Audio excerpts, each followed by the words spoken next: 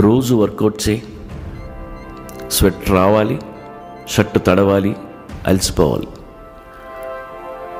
అలసిపోతేనే పడుకో, పసి పిల్లాళ్ళ నిద్రపో. దేనికి భయపడద్దు. భయపడితే కిడ్నీస్ ఎఫెక్ట్ అవుతాయి. ఎక్కువ వర్రీ అయితే స్టమక్ అప్సెట్ అవుద్ది. యాంగర్ కంట్రోల్ చేయలేకపోతే లివర్ దుబ్బుద్ది.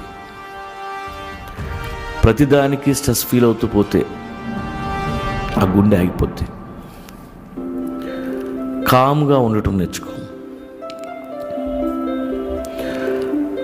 మతాలు గ్రంథాలు మనకెందుకు? ఆ కుక్కలా సరదాగా ఉండగలిగితే చాలు. నువ్వు మెడిటేషన్ చేయక్కర్లేదు.